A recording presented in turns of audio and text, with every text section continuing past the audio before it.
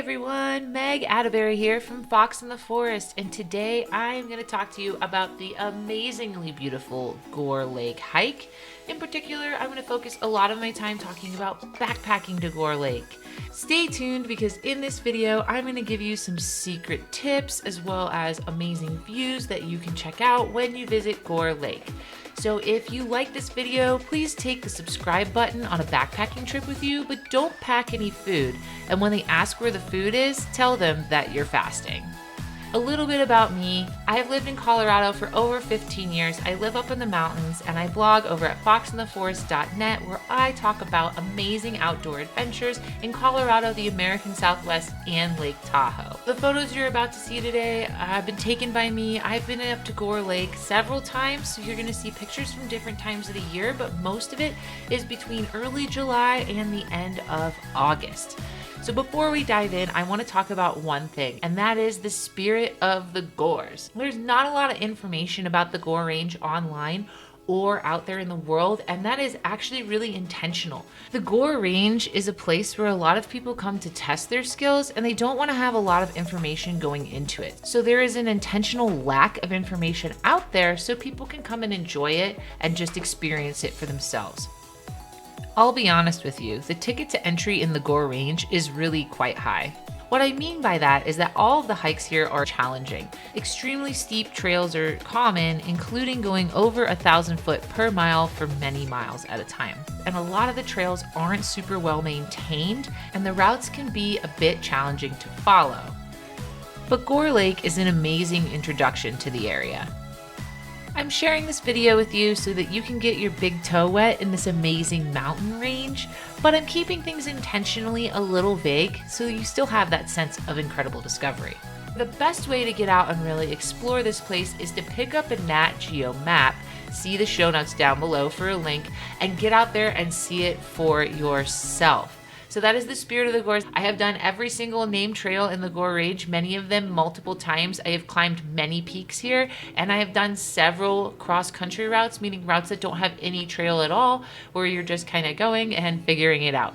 The Gore Lake Trail is one of my favorite beginner trails in the Gore Range. However, it's really important to note that it's not easy, but it is by Gore standards. It is a 12.5 mile round trip hike with 2,890 feet of elevation gain. On paper, that looks like it's going to be relatively mellow, perhaps moderate because it's a longer distance and slightly higher elevation gain. However, keep in mind that most of the gain is done in the last 1.5 miles. It's actually a pretty brutal uphill grind to get to the lake, and that is very, very standard for Gore Range trails. So this is a bit of a challenge. However, it is a great hike and well worth the effort. So before you go, there are a few things you need to know. First of all, there are no campfires whatsoever allowed at the lake. That's actually true throughout the Gore Range. However, it is very specific at Gore Lake because this is one of the busier areas and most of the camping is above tree line, meaning that you're going to be in a high alpine environment and therefore a campfire would be damaging. Also, new regulations require you to pack out toilet paper, so be sure to bring a small plastic baggie. I love to put a little bit of baking soda in there to get rid of some of the smell if it bothers you, but you must pack out your toilet paper, or better yet, consider bringing a wag bag, which is a bag that you would go number 2 in and pack it out with you. There are self-issuing permits.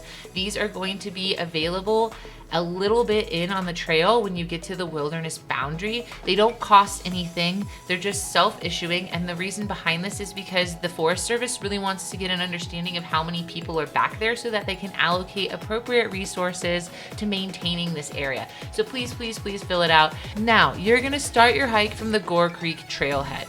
There are many different hikes that leave from here, and Gore Lake is the most popular hike that leaves from here. On a weekend by 7 a.m., the parking lot will absolutely fill up, so be sure that you plan accordingly and try to get there as early as possible. You're going to take the Gore Creek Trail until you reach a junction about 4 miles in.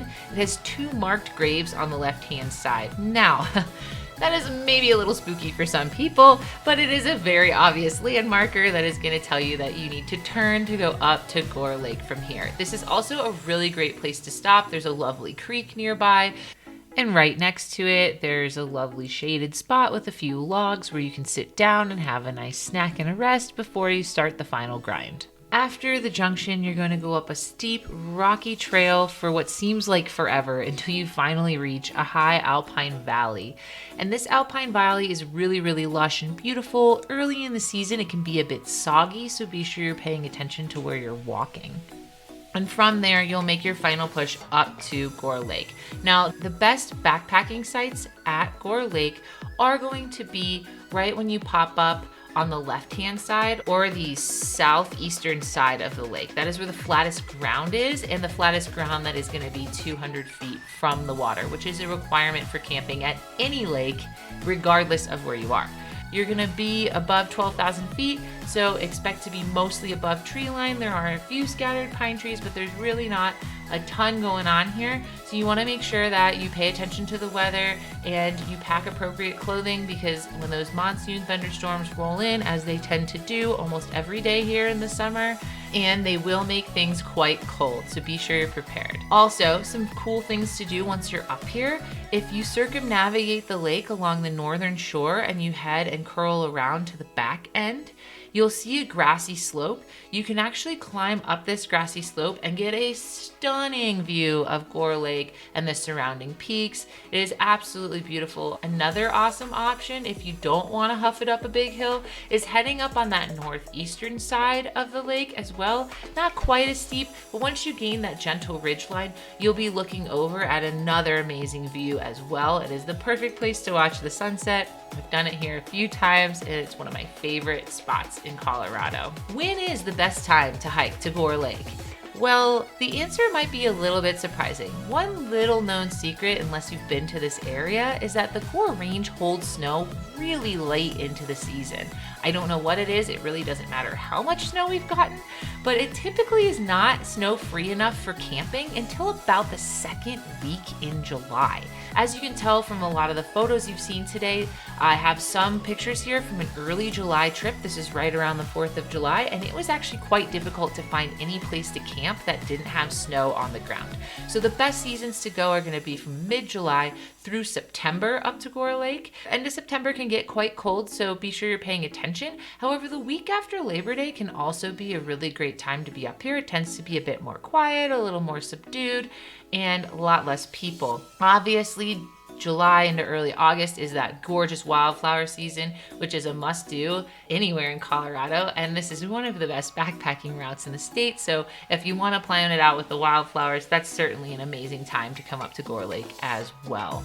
So I hope you enjoyed this video today. If you have any questions or comments, or you want to share your story about visiting Gore Lake with me, please hit me up in the comments down below. I love to hear from you guys. And for more incredible resources, check out the show notes or visit my blog, foxintheforest.net, where I write about incredible outdoor adventures such as Gore Lake in Colorado, the American Southwest, and Lake Tahoe.